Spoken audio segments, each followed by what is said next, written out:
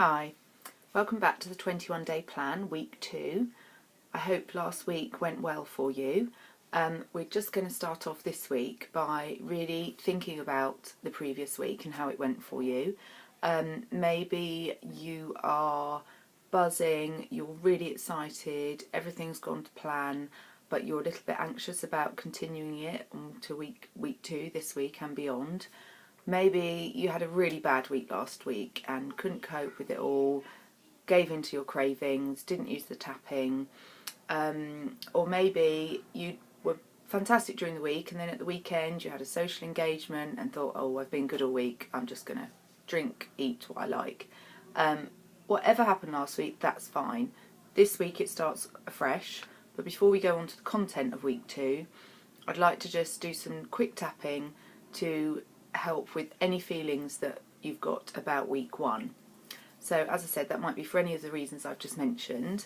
I'm going to choose falling off the wagon at the weekend because that's what I find hard even now. Weekends are very sociable, you're out seeing friends, you're socialising, you're going to barbecues, out for dinner, there's always an excuse for a glass of wine. It's much harder to stay true to yourself on the weekend. But also it's very important to mention that if you have been good during the week, then you can let some treats creep in at the weekend. If you're following the 80-20 rule, then the weekend is the perfect time to do the 20% of not being so good. And don't let it upset you and think that it's undone all the good work you've done during the week, because it certainly won't have done. So we're just going to start doing some tapping. So we'll tap on the karate chop point here.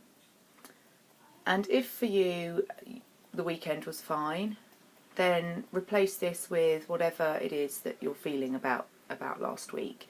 Maybe write some notes down and just change this accordingly. Okay? So even though last week went really well, but I messed up the weekend, I feel I've undone all the good work that I did, but I still deeply and completely love and accept myself. Even though I did so well all week and then screwed it all up at the weekend, this made me so cross, so disappointed with myself, I still deeply and completely love and accept myself. Even though I have all these feelings about last week and how it went, or how it didn't go, I deeply and completely love and accept myself, and I forgive myself. Okay. Just start tapping on the eyebrow point. Last week, outside of the eye. Last week, under the eye. I haven't done as well as I thought I'd do. Under the nose. I haven't done as well as I wanted to. On the chin. It was supposed to be a new beginning. On the chest. Why didn't it work out that way? I've messed up. What a waste. I've spent money doing this plan. What a waste. I've screwed it up. I've let myself down. Just like all the times before. I'm not feeling positive. But I did so well during the week. I started to feel better. I coped with the cravings. This tapping thing really does work, as long as I use it. Maybe I didn't use it enough.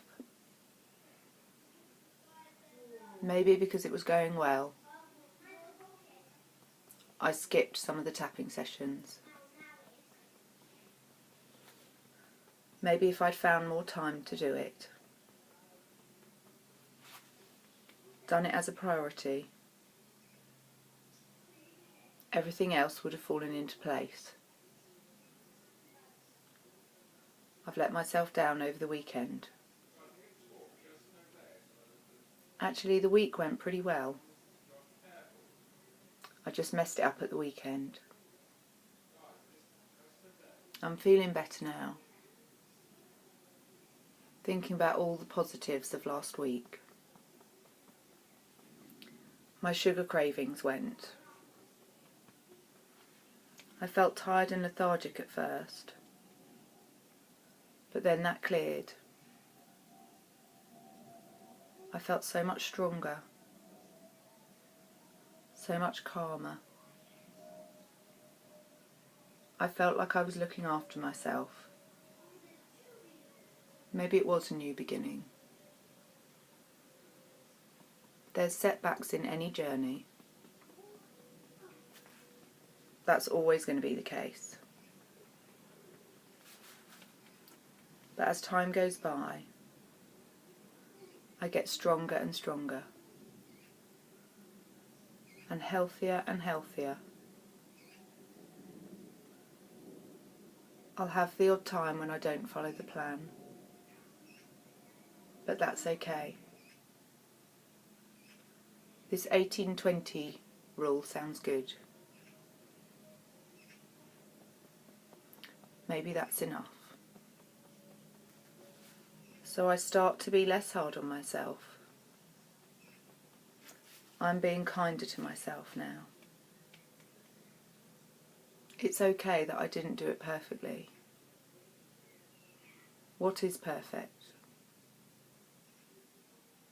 What I did was good enough. I feel proud of myself. But the scales haven't moved yet. If this is working, surely they would have moved by now. Maybe it takes time. Maybe I'm too stressed to lose the weight at the moment. As I continue on this program, the stress releases. All my stress around food becomes less and less. As long as I keep up this tapping, it will help me with the stress and anxiety I feel around food. The stress and anxiety I feel around my life. That's the real reason I always turn to food. So I'm kind to myself. I notice the positives. Notice how much better I'm feeling. And how I'm looking forward to being healthy for the week again. And if I slip up, that's okay. I will notice how different foods make me feel. How different drink makes me feel. I will notice all of this. And it will help me to be a better person, to be more healthy, to be healthier and kinder to myself. I'll start to want to take better care of myself. This is all a learning curve. This is all a new journey, a new beginning. There's so much to learn, but I'm ready now. I'm ready for the next step. I'm looking forward to it. Okay. Just take a deep breath.